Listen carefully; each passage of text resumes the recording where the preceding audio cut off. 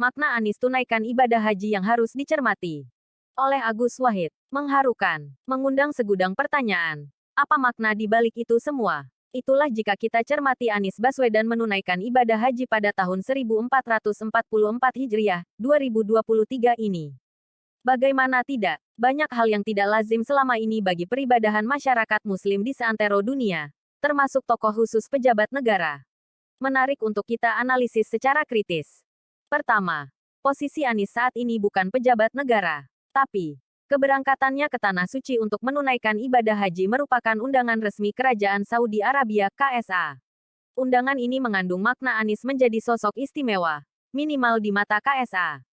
Dalam beberapa hal, KSA memang pernah memberikan banyak undangan kepada sejumlah tokoh muslim dunia Islam dalam kapasitasnya sebagai pejabat negara. Tapi sekali lagi saat ini Anies bukanlah pejabat negara. Tapi, mengapa mendapatkan undangan itu? Hal ini menggambarkan sosok Anies memang istimewa di mata KSA. Kedua, pengistimewaan itu kian menampak kualitasnya. Ketika Anies dan rombongannya istri, anak-anak, menantu dan sahabat terdekatnya diberi fasilitas guest house kerajaan, yang letaknya tak jauh dari Masjidil Haram. Hal ini juga menggambarkan betapa KSA demikian memuliakan sosok Anies. Yang cukup mengharukan sebagai hal ketiga ketika menjalankan rukun-rukun haji seperti tawaf dan lainnya mendapatkan pengawalan petik terbalik Asikar KSA. Pengawalan itu sungguh menggambarkan sikap KSA yang memandang penting tentang pengamanan seorang Anies. Meski selama ini belum pernah tercatat dalam sejarah terjadinya tindakan kriminal terhadap jamaah haji dalam arena tawaf atau lainnya, tapi KSA benar-benar concern untuk menjaga keselamatan Anies dari kemungkinan buruk yang bisa saja terjadi. Meski belum pernah terjadi kriminal, tapi potensi buruk bukanlah fata morgana. Hal ini sejalan dengan posisi Anies kini sebagai calon presiden RI meski belum resmi. Yang perlu dicatat, pengawalan itu menggambarkan bukan hanya sikap kepedulian KSA terhadap keselamatan Anies, tapi sinyal kuat dukungan KSA atas langkah politik Anies menuju Istana Merdeka Jakarta. Dukungan politis ini sungguh penuh makna dan bisa dijabarkan lebih jauh, selagi proses menuju singgasana, apalagi pasca kontestasi. Sikap politik KSA ini tidak menutup kemungkinan akan menular, secara positif, solidaritas negara-negara Teluk Arab, bahkan sebagian besar negara-negara Islam. Dukungan politik ini berpotensi berkembang ke dukungan lainnya, apalagi data menunjukkan Anies bukanlah miliarder dan oponen oligarki di tanah air ini. Yang menarik untuk digarisbawahi, dukungan dunia Arab tidak kompensasional. Jauh dari nuansa ingin menjarah sumber daya alam Indonesia, apalagi sampai menganeksasi wilayah NKRI. Beda jauh dengan prototip China. Dukungan itu juga tidak mengarah pada gelagat ingin mencampuri proses politik kontestasi itu. KSA dan para sahabatnya di negara-negara Arab atau dunia Islam tetap menghargai politik sesuai prinsip demokrasi yang dijalani RI ini. Dalam perspektif agama, dukungan deras dari berbagai komponen elitis dunia Arab dan kemungkinan negara-negara Islam lainnya boleh jadi merupakan jawaban tentang skenario Allah yang siap menghadang skenario manusia yang banyak digalang oleh kekuatan oligarki domestik plus campur tangan asing Tiongkok. Tidak tertutup kemungkinan, kemesraan China-Saudi Arabia saat ini akan menggerakkan KSA, menasehati, agar tidak terlalu jauh mencampuri kontestasi pemilihan presiden di Indonesia. Sebagai karakter pedagang dan demi mengamankan jalinan bisnisnya bersama Saudi, negeri tirai bambu akan mengendorkan kebijakan politik luar negerinya yang terus cawe-cawe terhadap kontestasi pilpres di tanah air ini. Peran diplomatik KSA sungguh konstruktif bagi kawasan Asia Tenggara bahkan Asia Selatan. Peran KSA ini secara tak langsung ikut meredakan potensi ketegangan di dua kawasan ini. Kita tahu, potensi panas itu sejalan dengan tidak memungkinnya Amerika membiarkan keterlibatan Tiongkok secara proaktif terhadap pilpres di tanah air ini. Sekali lagi, kepedulian KSA terhadap Anies berkorelasi positif terhadap neraca keseimbangan politik di dua kawasan itu. Peran KSA itu berpotensi akan memperkuat AS untuk lebih menguatkan dukungan politiknya terhadap Anies sebagai sosok capres, yang secara tak langsung di-endorse KSA, bukan kandidat lainnya. Keempat, ketika berada di Tanah Suci, Anies mendapat banyak panggung, di antaranya diberi kesempatan untuk khutbah di Masjid Nabawi. Kenapa tidak memberi panggung kepada selain Anies? Diskriminatifkah? Jika selain Anies diberi panggung, apakah dia mampu menyampaikan khutbah dalam bahasa asing? Jadi, pemberian panggung terhadap Anies pun tak lepas dari kemampuannya yang berkualitas, secara bahasa ataupun kontennya. Yang perlu kita garis bawahi dari pemberian panggung adalah makna atau sinyal positif.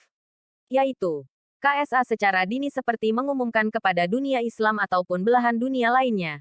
Inilah calon pemimpin Indonesia yang siap bermuwajahah, menjadi mitra dialog dan kerjasama yang penuh kesahabatan dengan para pemimpin dunia mendatang dalam misi penuh kedamaian dan berkeadilan yang memang menjadi obsesi Anies. Subhanallah.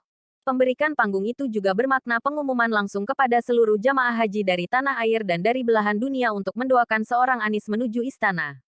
Sinyal yang boleh dibilang sebagai perintah. Minimal himbauan itu sungguh sangat mendalam maknanya. Sesuai hadits Nabi yang diriwayatkan Imam Tabrani. Dikutip juga oleh Charles de Mathew dalam bukunya The Palestine Document. Ketika kita beramal ibadah, termasuk berdoa, yang dilakukan di Masjid Nabawi, juga Masjidil Haram dan Masjidil Aqsa, dilipatkan 1000 kali. Maka, dengan jumlah jamaah haji sekitar 2 juta orang atau minimal separuhnya kita bayangkan berapa miliar kali panjatan doa itu untuk seorang Anies. Kuantitas miliaran doa berpotensi menjadi kualitas, doanya diindahkan Allah. Jadi, pemberian panggung di Masjid Nabawi perlu kita catat sebagai skenario Allah untuk merealisasikan Anies sebagai pemimpin baru Indonesia melalui Pemilu 2024 mendatang. Pemberian panggung itu juga bermakna pengumuman kepada masyarakat Indonesia yang berada di tanah air dan yang lagi merantau di berbagai belahan dunia agar lebih memilih sosok pemimpin yang berkapasitas global, berdedikasi bagi negaranya dan insya Allah bagi kepentingan global. Tatanan dunia baru sangat membutuhkan sosok pemimpin sebuah negara seperti Anies Baswedan yang berakhlak sangat mulia. Kemuliaannya terus memancarkan auranya pada wajahnya yang selalu smiling. Tutur katanya yang terus menjaga perasaan orang lain dan tindakannya yang senantiasa mengedepankan kepentingan kemanusiaan dan keadilan bagi semua. Hanya panggung itu, masih ada lagi. Anies juga diundang oleh sejumlah ulama besar di sana. Dan yang mengharukan lagi, Anies dan kakaknya, Abdullah Baswedan, mendapat kunci duplikat sebagai pembuka kapetik terbalik bah. Dua hal itu sungguh mendalam maknanya, yaitu, undangan ulama besar. Apalagi sampai dicium dahinya menggambarkan kasih sayang disematkan kepada Ananda, tersayang. Tidak hanya belayan sang ayah, tapi doa tulus sebagai restu Anies melangkah untuk memimpin negara dan rakyatnya. Sementara, kunci duplikat kapetik terbalik bah juga mengandung makna filosofis yang cukup mendalam. Dalam perspektif sosial dan keagamaan. Kunci itu bukan hanya sekedar izin bagi Anies sewaktu-waktu ke Tanah Suci dan memasuki kapetik terbalik bah, tapi sejatinya merupakan sinyal, memberikan jalan mulus untuk berkomunikasi dengan Sang Halik. It petik terbalik as very special way untuk membuka langit di Sidratul Muntaha. Kelima dan hal ini sungguh krusial untuk kita catat. Perlakuan KSA terhadap Anies dan responsi masyarakat luas yang luar biasa itu bisa menjadi problem besar jika rezim ini tetap menghalangi Anies menuju kontestasi. Seperti yang beredar, muncul berita, Anies tak akan bisa kembali ke tanah air. Akan di-HRS-kan, atau langsung ditersangkakan begitu mendarat di Bandara Suta. Setidaknya beberapa hari setelah kembali lagi ke tanah air. Jika terjadi kriminalisasi itu, maka saat itu juga tergema revolusi sosial. Tak menunggu lama, dan tak perlu ada komando. Secara reflektif, revolusi itu langsung membara. Inilah potensi suhu politik yang sulit dihindari jika rezim ini nekat menghadang Anies. Potensi ini pula yang tampaknya dibaca oleh bin rezim. Akhirnya kita juga perlu mencat skenario Allah jauh lebih dikdaya. Maka, kita saksikan. Rencana penersangkaan terhadap Anies hanyalah koar-koar yang tak ubahnya saywar. Atau, just test the water. Dan mencermati jutaan orang yang menyambut kepulangan Anies yang membuat kemacetan puluhan kem Jakarta dan sekitarnya menjadi mengkeret untuk memaksakan uji coba kriminalisasi Anies. Jika uji coba itu dimainkan, revolusi sosial itu akan langsung mengubur rezim. Saat itu juga, hanya menghitung hari, nasibnya akan seperti Ferdinand Marcos dulu. Wiyoko dan seluruh keluarganya langsung melarikan diri. Ngacir untuk menyelamatkan diri, gak mikir keselamatan inner circle-nya. Apalagi para cebong yang senantiasa terus puja-puji tanpa melihat dampak kehancuran atas kepemimpinan Wiyoko itu.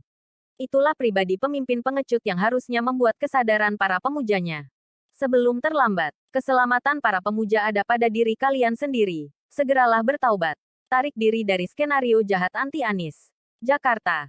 Tanggal 10 Juli tahun 2023. Analis dari Center for Public Policy Studies, Indonesia.